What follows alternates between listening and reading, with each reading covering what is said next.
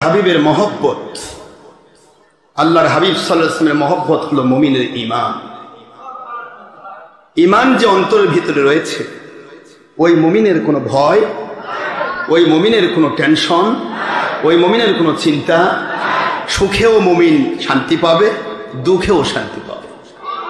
দুঃখেও সে কখনো তার বিশ্বাস ভঙ্গ করবে না। দুঃখের ভিতরে পড়েও কখনো সে কোনো সময় আল্লাহ এবং রসুলকে কখনো ভুল বুঝবেন না। কথা কি বুঝতে পেরেছেন? এগুলি শিক্ষা দেওয়া হয়েছে নবী রাসূল আলাইহিস সালামের জীবন থেকে।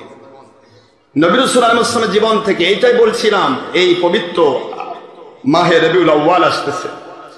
রবিউল আউয়াল শরীফকে যারা ছোট করে দেখে, এদেরকে বলা হয় এজিদ বাহিনী। এদের অন্তরে ঈমান থাকবে না, উপরে লেভেল থাকবে ইসলাম। আপনারা দেখবেন যে মাত্র রবিউল আউয়াল চলে আসবে, সেই মাত্র এক শ্রেণী মৌলবী মুন্সি মাথায় টুপি দিয়ে আমার নবীজি পাক সাল্লাল্লাহু আলাইহি ওয়াসাল্লাম ঈদে মিলাদুন নবীর বিরুদ্ধে ফতোয়া দেওয়া শুরু করবে। এদের কাজই এটা। ঈদে মিলাদুন নবী কেন হলো? কোন হাদিসে আছে? কোথায় আছে? বহুত চিন্তা ভাবনা, বহুত রকম মিথ্যা কথা বলে মানুষকে ধোকা দেওয়ার চেষ্টা করবে। আর যেই মানুষগুলিকে ঈদে মিলাদুন নবী কোথায় আছে বলে ধোকা দিল, সেই মানুষগুলিকে নিয়ে আবার নেতা যখন সারা পাইল, তখন ফুলের মালা দিয়ে গোটা দেশে মিষ্টির দোকান শেষ করল।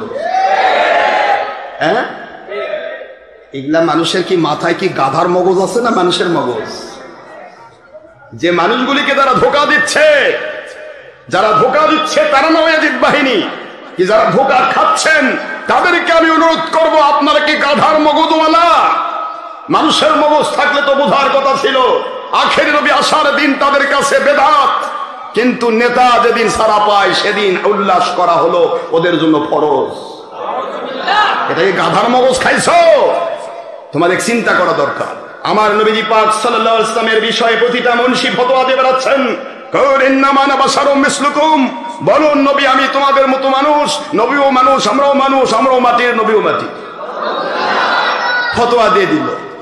এখন নিজের শায়েখের নামে করছে মুফতি আজম, তুলতুলে বাংলা, বুলবুলে বাংলা, নূরে মুকাররম, অমুক তমুক, নুরানি বয়ান, এইটা শোনো ওইটা শোনো। মানে হুজুরের নিজ শায়েখের, নিজ মুরব্বীর, নিজ হুজুরের হাজার রকমের লকব দিতে ভূষিত করতে সমস্যা নাই, মুহাম্মদ সাল্লাল্লাহু আলাইহি ওয়াসাল্লামকে বলতে হবে আমাদের মতো মানুষ। এগুলি যাদেরকে ধোকা দেয়, ফেসবুক ইউটিউবের মধ্যে যারা ধোকা খায়, এরা গাধার মগজওয়ালা মানুষ। এরা মানুষের মগজ এদের মাথায় নেই।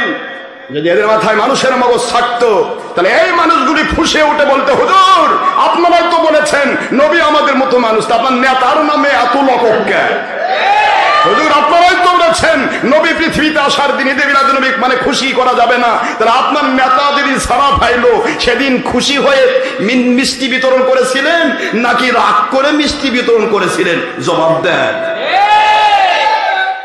নেতা জেল থেকে সারা পাইলে মিষ্টি বিতরণ, কি খুশি! ওই দিন মনে হয় ঈদের দিন, তাও আবার রিসোর্টে বেডিসন নিয়ে ধরা খাওয়া নেতা। তাদের জন্য তোমরা সারাদিন গান গাইতে পারো, কিন্তু নবীর পক্ষে গান গাওয়া সম্ভব নয়, কারণ নবী প্রেম নাম ঈমান। এই ঈমানটাই তো তোমার ভিতরে নাই। ঈমান থাকলে তো